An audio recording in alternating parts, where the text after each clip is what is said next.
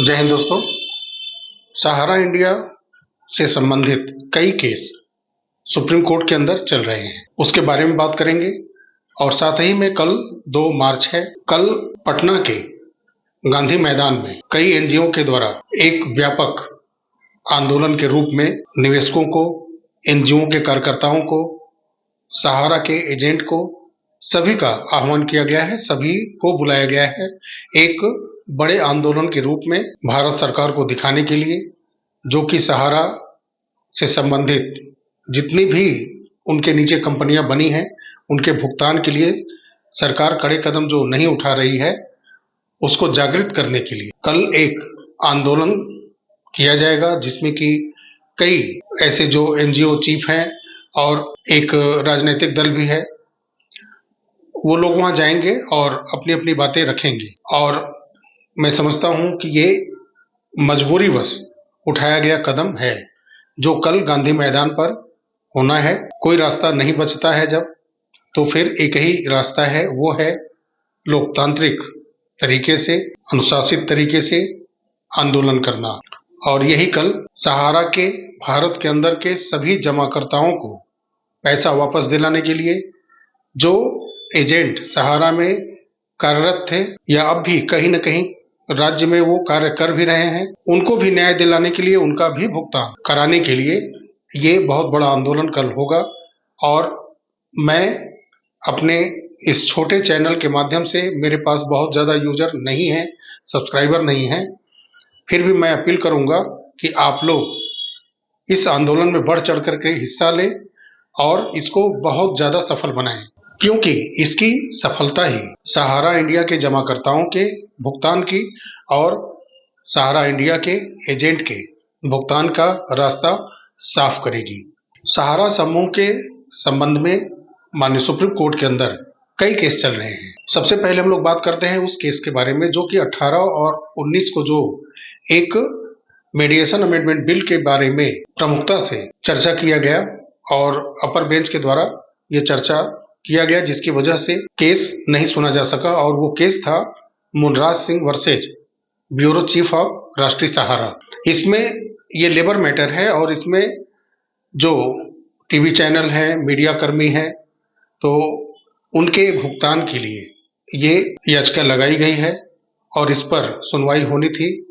19 फरवरी को नहीं हो पाई, उसको अब 5 मार्च 2025 को सुना जाएगा। लिस्टिंग हो चुकी है और आशा करते हैं कि कोई निर्णायक डिसीजन इस पर भी आएगा, ताकि सहारा अपने काम करने वाले जो टीवी चैनल वाले, मीडिया कर्मी वाले, जो लेबर वर्क करने वाले हैं, वो भुगतान का रास्ता साफ होगा। और 24 फरवरी 25 फरवरी को 2 केस सुने जाने थे। पहला था रोमी दत्ता वर्सेज सहारा क्यूसॉप सिग्मा सप्लाई चेन। तो ये केस पहली बार सुप्रीम कोर्ट में ओपन होना था। इसके पहले एनसीएलटी में ये सुना गया और वहां पर इसका डिसीजन आ गया था और भुगतान सहारा को करना था। लेकिन सहारा सिग्मा सप्लाई चेन ये अपील करते हैं एनसीएलटी के ट्रिब्यूनल में और फिर वहां से भी अपील खारिज होती है, फिर ये कोर्ट में जाते हैं और वहां से पहले ही दिन की सुनवाई में इसको डिस्पोज कर दिया जाता है। यानी कि जो पहले से सुनवाई में डिसीजन आया हुआ है उसी के साथ अब सहारा को जाना होगा और सहारा को भुगतान करना होगा। दूसरा केस 25 फरवरी को सुना जाना था, वो भी एक महत्वपूर्ण सुनवाई थी, वर्सोवा भूमि के साथ वो संबंध रखता है। वो केस था blue star realtors versus the Bombay environment action group के साथ, और उसमें महाराष्ट्र के और सेंट्रल गवर्नमेंट के फॉरेस्ट मंत्रालय के चीफ को भी उसमें जवाब देना था। तो उस सुनवाई में भी कुछ नहीं हुआ और उस दिन फाइनल डिस्पोज करने का डिसीजन माननीय सुप्रीम कोर्ट की तरफ से आ गया है। और जो बॉम्बे हाई कोर्ट में यानी मुंबई हाई कोर्ट में जो सुनवाई हुई थी उसी को आधार माना गया है।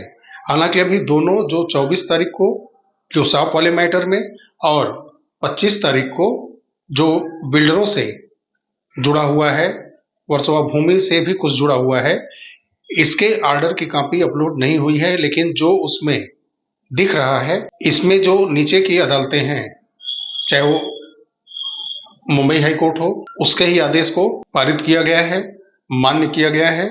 और जो पीयू साहब का केस है उसमें भी एनसीएलटी की जो ऑर्डर आई है उसको ही माना गया है और उसके ही ऊपर वो डिसीजन फाइनल कर दिया गया है। लेकिन फाइनल जो उसमें और भी कुछ टिप्पणियां होंगी या कुछ और ऑर्डर में बातें निकल करके आएंगी, वो ऑर्डर की कॉपी अपलोड होने के बाद ही हम लोग बता पाएंगे।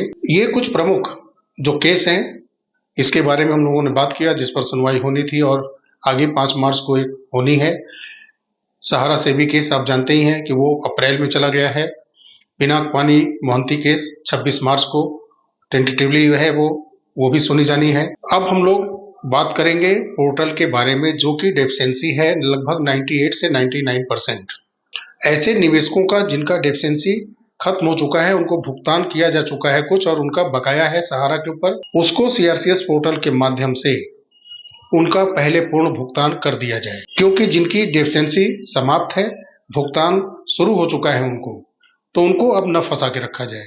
कम से कम उन परिवारों को पूर्ण सुकून मिल जाए, उनके परिवार तरक्की के रास्ते पर तेजी से आगे बढ़ना शुरू कर जाएं, जिनका की डेफिशिएंसी खत्म हो चुका है। उनको लटका करके भटका करके अब न रखा जाए और उनका पूर्ण भुगतान कर दिया जाए। और जिनका डेफिशिएंसी 98 से 99% के लगभग आया है, उनके डेफिशिएंसी को खत्म करने के लिए सहारा को आगे आकर के काम करना चाहिए। और मैं सरकार की बहुत बड़ी कमी मानता हूं कि डेफिशिएंसी आई है और आप सोसाइटीज का पैसा बांटने के लिए पोर्टल बनाए हैं। 5,000 करोड़ रुपए आपको सेबी के माध्यम से मिला भी है माननीय सुप्रीम कोर्ट के ऑर्डर पर, लेकिन आप इतना बड़ा डेफिशिएंसी आने के बाद भी 99% के आसपास में आप सहारा के ऊपर कार्रवाई नहीं करते। इतना बड़ा धोखाधड़ी खुला है, सबके सामने दिख रहा है और आप कार्रवाई नहीं करते। लगभग 30 से 40% के बीच में पूरे भारत की आबादी का पैसा फंसा हुआ है परिवार की सहारा में, और आप 4 सोसाइटीज का पैसा भी नहीं दे पाते हैं। 18 जुलाई 2023 से आपका पोर्टल चल रहा है। आपको सहारा के ऊपर कार्रवाई कर देनी चाहिए थी शुरुआत में ही। पूरा देश क्या आपको लगता है कि बुद्धिहीन है, मूर्ख है? खुला छल दिख रहा है कि जितना आवेदन 1 करोड़ 30 लाख के पास आवेदन गया है आपके पोर्टल पर और 11 लाख के आसपास आप भुगतान किए हैं, 1 करोड़ 20 लाख के आसपास में जमाकर्ताओं का डेफिशिएंसी आया है और आप चुपचाप है। आप अगर ईमानदारी से काम करें तो जिसका वोट आपको केंद्र की सत्ता पर बैठाया है उसको आप ठग रहे हैं, जबकि उसके लिए ही काम करना चाहिए। सहारा के ऊपर कार्रवाई करनी चाहिए और डेफिशिएंसी को खत्म करा करके भुगतान करना चाहिए ईमानदारी से। ये आपकी कमियां आपको ले डूबेंगी। जो एजेंट और निवेशक कब भी सहारा के ऊपर भरोसा करके बैठे हैं, उनकी आंखें कब खुलेंगी? आप सोचिए जरा कि जो डेफिशिएंसी 99% आई है उसको वो दूर करा करके सोसाइटीज के निवेशकों को पैसा नहीं दिला पा रहे हैं, जबकि 10,000 से 50,000 के बीच में ही मिल रहा है। ये भी नहीं है कि पूरा भुगतान कर दिया जाएगा।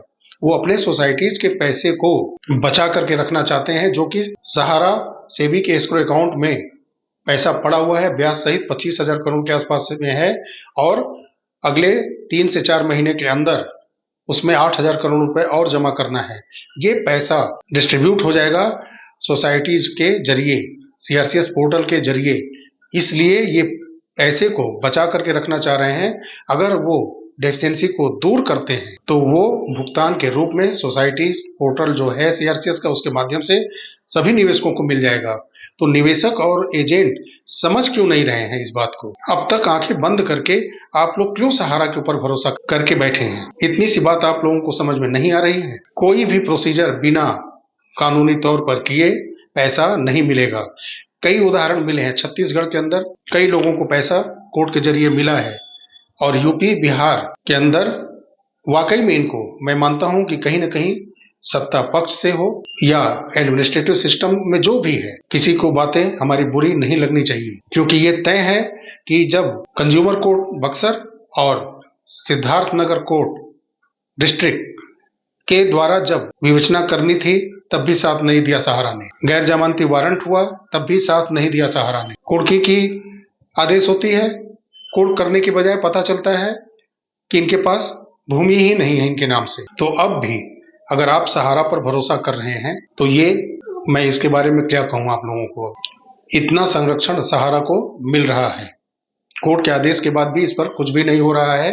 तो आप ये सोच सकते हैं कि मैं अगर कानूनी कार्रवाई करता भी हूं तो ये क्या हो जाएगा, इससे कहाँ पैसा मिल रहा है।